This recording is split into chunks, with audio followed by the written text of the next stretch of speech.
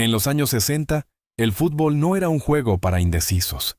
Era un estadio sin protección, sin piedad, y los delanteros eran los hombres más peligrosos en el campo.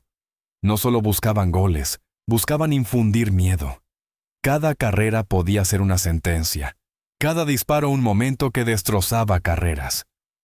Esta es la historia de aquellos atacantes que persiguen a los defensas hasta hoy. Entonces, y ahora, Top 1. Ferenc Puskás.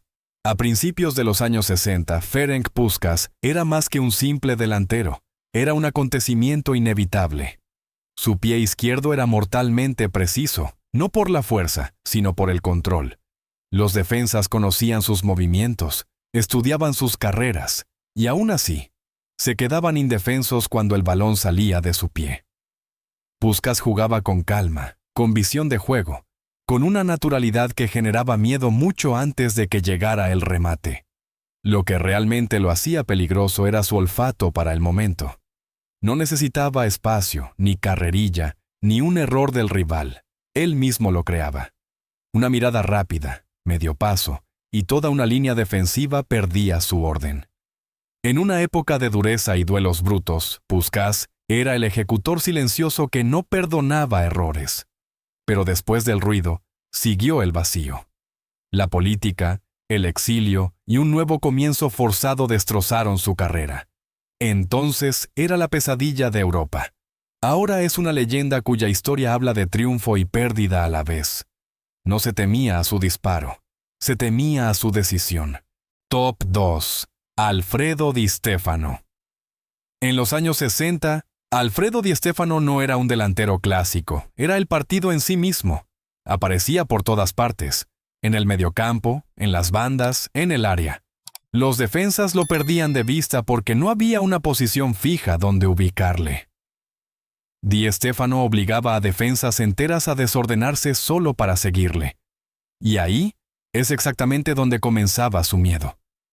Su verdadera peligrosidad residía en el control total. No solo decidía cómo terminaba un ataque, sino cuándo empezaba. Con una sola carrera, sacaba a los rivales de la cadena, abría espacios para otros, o para sí mismo. En una época en la que los delanteros se reducían a rematar, Di Stéfano era el arquitecto del caos. Pero después de la era de la camiseta blanca, quedó un hueco. Conflictos políticos, pertenencias nacionales, luchas de poder ocultas determinaron su camino tanto como los goles. Entonces era el corazón de una máquina imparable. Ahora es el rasero por el que se mide la plenitud.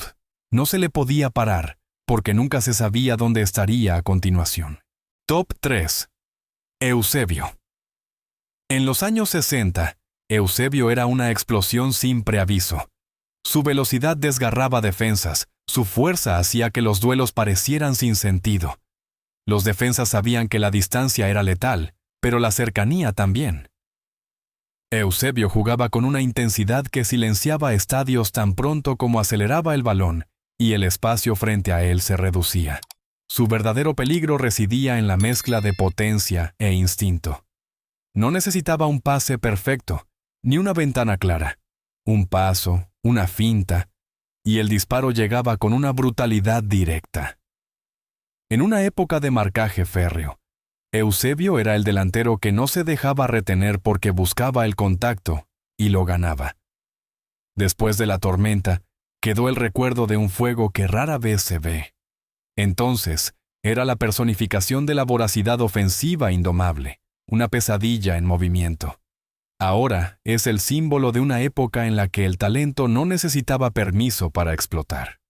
No había tiempo para tener miedo, porque el remate llegaba antes de poder reaccionar. Top 4. Gerd Müller. A finales de los años 60, Gerd Müller era la forma más brutal de eficiencia. No era rápido, ni elegante, ni intimidante a primera vista, y eso era precisamente lo que lo hacía tan peligroso.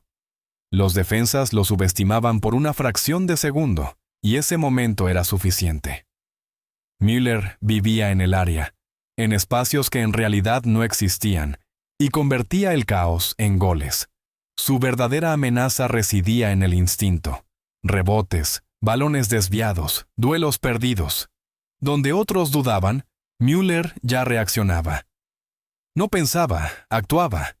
En una época de dureza física, era el cazador que nunca perdía el control, incluso cuando todo a su alrededor se desmoronaba. Pero después de la caza, siguió el silencio.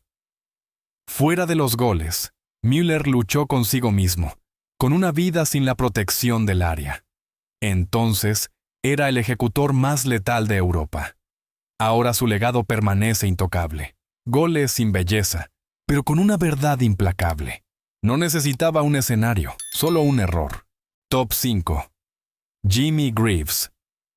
En los años 60, Jimmy Greaves era la personificación de la flema británica. Se movía con ligereza, casi con desparpajo, pero detrás de esa elegancia se escondía un instinto que desarmaba a los defensas.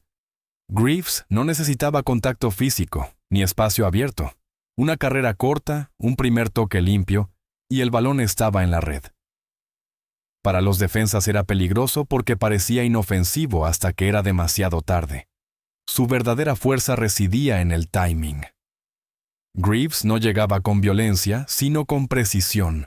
Esperaba, leía el movimiento del rival y aparecía exactamente donde nadie podía reaccionar. En una época de duelos duros, era el delantero que esquivaba el combate, y aún así lo ganaba. Pero detrás de la ligereza se escondía la fragilidad. Lesiones, luchas internas y momentos perdidos cambiaron su camino. Entonces, era el ejecutor más letal de Inglaterra. Ahora sigue siendo un recordatorio de que el peligro no siempre tiene que ser ruidoso. Llegaba en silencio y marcaba antes de que le notaran. Top 6. José Altafini. En los años 60, José Altafini era la unión perfecta de dos mundos futbolísticos. Nacido en Brasil, forjado en Italia, jugaba con la ligereza sudamericana y la frialdad italiana ante la portería. A los defensas les costaba clasificarle. Demasiado técnico para un delantero de área puro. Demasiado decidido para un artista. Altafini no esperaba oportunidades, las provocaba. Su peligrosidad residía en la adaptación. Comprendía cuándo la paciencia era más letal que la velocidad. Un paso atrás, un toque corto, un remate preciso. Altafini marcaba donde debería imperar el orden. En la Serie A, cada vez más estricta tácticamente, fue el delantero que demostró que la disciplina y el instinto no se excluyen. Después de las grandes noches, quedó un nombre que a menudo es subestimado. Entonces, era un hombre de goles decisivos, temido en Europa. Ahora representa a una generación de atacantes que vivieron entre dos identidades, y de ahí precisamente sacaron su fuerza. No necesitaba prisas, solo el momento adecuado. Top 7. George Best. A finales de los años 60, George Best era pura imprevisibilidad. Se movía con el balón como si no hubiera reglas, ni líneas, ni orden. Los defensas se enfrentaban a él y sabían. Si una vez tomaba velocidad, cualquier decisión era errónea. Best no era solo un delantero, era un duelo que ya se había perdido en la mente antes de que comenzara en el césped. Su verdadero peligro residía en el instinto de humillación. Best no solo quería pasar, no solo quería marcar, quería demostrar que podía hacerlo. Un regate de más, una arrancada en el momento equivocado, un remate desde un ángulo imposible. En una época que exigía disciplina, él era el elemento disruptor que ridiculizaba sistemas y dejaba en evidencia a los defensas. Pero después del brillo, le siguió la caída. La fama, los excesos y la soledad devoraron el talento que no conocía límites. Entonces, era la pesadilla de cualquier defensa, un genio en movimiento. Ahora es el símbolo de que el mayor peligro a veces no es el oponente, sino uno mismo. No se le podía parar, solo se le podía observar. No eran delanteros corrientes, eran pruebas para defensas enteras, momentos de miedo, nombres que no se te quitaban de la cabeza. Los años 60 nos demostraron que el verdadero peligro no siempre es ruidoso. A veces llega en silencio, a veces con caos, a veces con un solo paso en el momento equivocado.